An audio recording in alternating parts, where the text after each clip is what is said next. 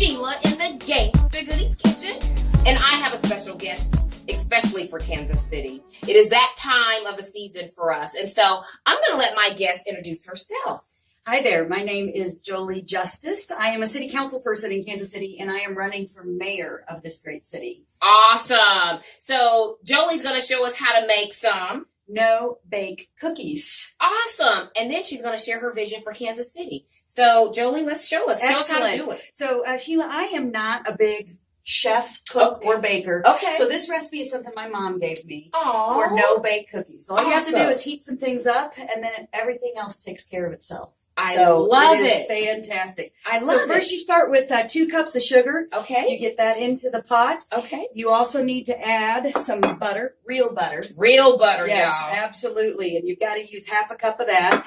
I'm using local milk because I love Chateau. Absolutely. And Chateau, we love you. Absolutely. You need to use a half a cup of Chateau milk. Okay. And so you get that in there. Awesome. And then also some real cocoa. And so we've got that. And I'm using 1/4 cup of that cocoa. Got it. Once you get in there, you turn up the heat. Awesome. And you start to stir. Mm. And because you've got sugar and butter and milk in here with the cocoa, you have to make sure that you keep stirring it so it doesn't stick to the bottom of the pot. Got it. Okay. And once it starts to get to a rolling boil, Okay. once you get to that point, you need to let it boil for an additional 1 minute. Okay. And that's okay. important because once we are done with the rolling boil, we are going to be adding some other ingredients that will be a part of it. And Awesome. so we'll make sure that we get that done and have Okay. it come up to a boil here. Wonderful. And then we're going to add, Yes. is that peanut butter? That is peanut oh butter. Oh my God, I love peanut butter. Then we're going to add some oats, some vanilla, and a little bit of salt. And that's the whole thing. I love it. I love it. That's the whole thing. I love it, y'all. Okay. All right, Sheila, it has been boiling for a minute now, so I'm going to turn the heat all the way off. Awesome. And now that we've got the heat off, it's still warm, and so now it's time to put our peanut butter in. Now, Okay. Sheila, I like using crunchy peanut butter. Okay. I like to have those peanuts in there. Okay. Some people on this recipe like to use the creamy. Okay. There's So no you just- wrong thing here. Got it. I No love wrong it. thing here. Love So it. you put that in, and then what happens is that the hot boiling sugar and milk and butter starts to melt that peanut butter. I see. Look at that. So it starts to melt. Then once you have that all together, slowly start working in these oats.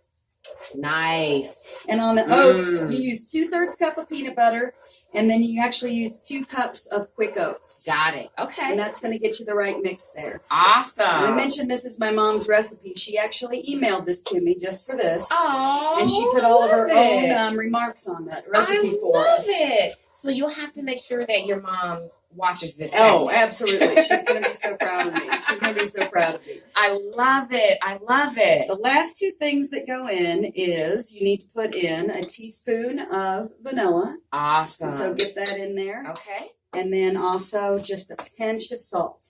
Got it. And you keep stirring. Okay. And then, as soon as it is all kind of stirred up and ready to go, we are going to start putting the cookies out to let them not bake.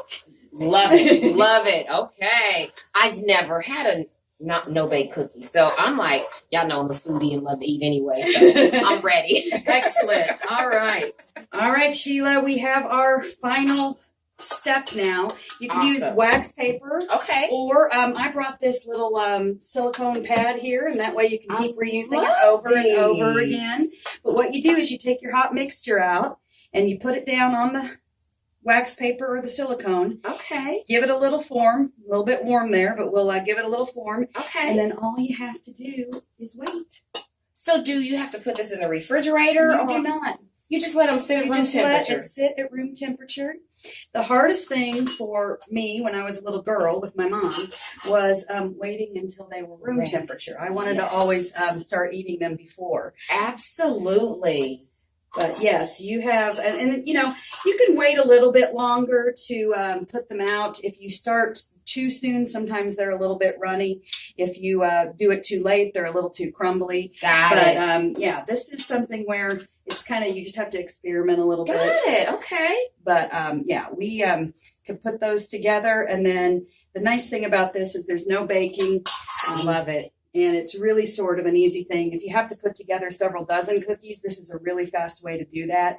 You heat the whole pan up and just kind of go from there. So. I love it. Oh my God. So this is easy enough for me to try with my granddaughter. Yes, and I think that was the greatest thing about this growing up is my mom and I would make these together. Yes. This is something that I could help with. Yes. And then, of course, the best part is, with making cookies is you get to kind of eat all of that. And clean Yes. the bowl when you're done. Right? Love it. Yeah. Yes. So this was just a really great memory that I had with my mom. And to this day, when I go home for the holidays, Yes. she always makes sure that she has no baked cookies for me. Oh, I love it. And Jolie, that is why we do the Gangsta Goodies Kitchen, is to help bring families and communities together one meal at a time. Because we believe that if we're in the kitchen together, we're eating together, we're going to develop relationships. And, it's just, I always say back to basics. Absolutely, Let's do it. absolutely. And you start to find the areas where you have things that are in common instead of the things that divide you. Yes. So when we come back, y'all, I'm going to get a chance to taste these no-bake cookies and the adult milk. We're going to make some adult milk as well. Yes. We'll be right back, y'all. Hey, y'all, we are back, and I get to taste Jolie's no-bake cookies. So I'm just going to jump in. Yes. I guess. Yeah. So this is after they have cooled off at room temperature. Okay. My mom said to make sure everybody knows to keep them in an airtight container. Okay. Oh, my God. What do you think? Now, Jolie, I have to tell you, in the Gangsta Goodies Kitchen, when something is really, really good, we say it's fire. Yeah. FIYAH. These cookies are fire, y'all. Yes, oh my God. I'm so excited. Oh my goodness. And tell us about this. So this, cookies are good with milk, right? But I thought I'd do a little something special today, and I'm calling this adult milk. So there we go. Cheers to adult milk. Yes. Sheila, what this is, and I'm really excited about it, is this is 5 farms from County Cork, Ireland. Okay. It's a single batch Irish liqueur. Okay. It's similar to Bailey's, but way better. Got it. Love it. The thing that's great about this is it's actually imported Okay. and distributed out of Weston, Missouri, at the Holiday Distillery. Love it. And they sell this over at Brown's Irish Deli. And I just Okay. absolutely love it. And you mix it with some local cold brew coffee. Love it. And that's Messenger coffee, Yes, right? and so Okay. we've chosen the Messenger coffee. They're from 16th and Grand. Love you it. mix it up, and you have a nice milk to go with your I love no-bake cookie. This adult milk is the bomb, y'all. It's perfect with my no-bake cookies. Yes, yes. Oh my God, I love it. So, Jolie, first let me say thank you there's a lot going on. It's just a few days before the election.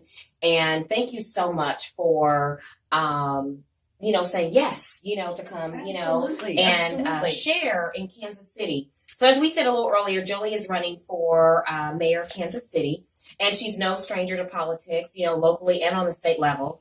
And so, Jolie, I had a couple of people, once I told them that you were coming, Yeah. and I encourage questions. Okay. Great. Perfect. And so one of the questions from a dear friend of mine, her concern is about the rising amount of homeless people in Kansas City, Absolutely. and particularly the Northeast area.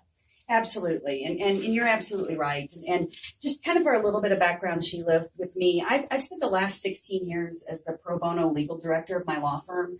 So I oversee all of the free legal work that we do around Kansas City. Okay. And so for the past 16 years, I've been representing some of our most vulnerable citizens, kids and families in the foster care system, Got it. kids in the juvenile justice system. And one of the things that I have struggled with my clients is homelessness. Okay.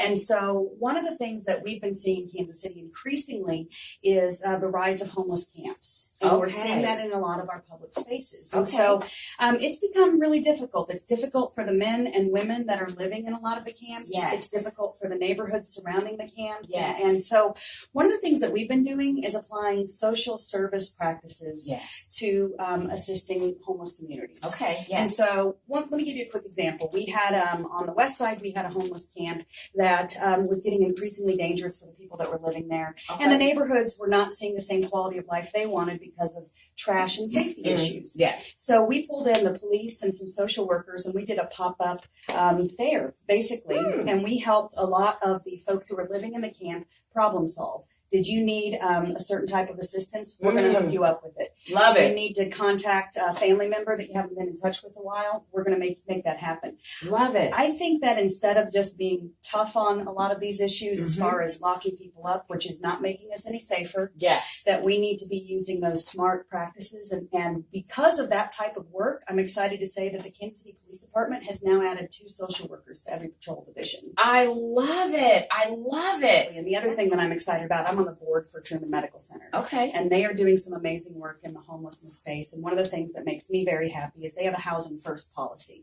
So they are not telling the men and women who want to come and receive services that they have to get clean from addiction before they come in. Yes. Because I'm not sure how you address mental health issues Absolutely. or substance abuse issues if you don't have a roof over your head. Absolutely. And I love it. Yeah, I really am. That's my philosophy. I Okay. want to work with our social service providers, with the people who are doing the good work in the community right now. Yes. To make sure we are getting the tools that are needed into the community to really help everybody break the cycles. And that really will be how we stop the violence and how we stop the homelessness. I love it. I love it. Jolie says too. Yes. And it's that case management approach that if we take that case management approach to, frankly, all of our city's problems, we're going to have better outcomes. Absolutely. Absolutely.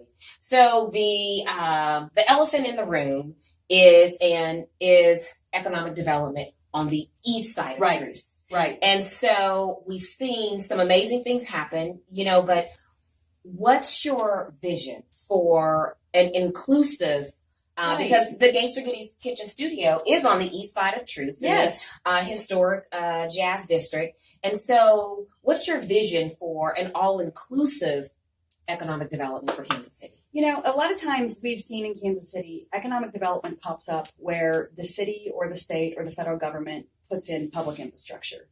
So one of the things we need to continue to do is pull down these dollars and create these corridors where we are going to be able to start connecting east versus west, connecting, frankly, some of the north versus south in the areas where we've had success. And that's really the whole reason I'm running for mayor of Kansas City. Okay. We've seen some tremendous progress in this city over the last 8 years.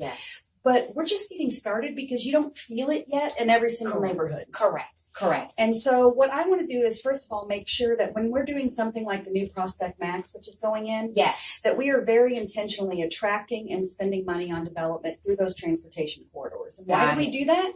Because right now, if you can't get your customers to you as a small business owner, if you can't get to work or to school, it's really, all of this is for naught. And so we have to make sure that we are focusing on transportation as part of our development. Absolutely. And so I'm excited to see some of the things that we're doing right now. We're finally starting to see 18th Street really start to look like something that is going to be connected between the East Crossroads and 18th and Vine. Absolutely. I love it. And because I live in this district, I'm super excited. Right. I'm like, yay!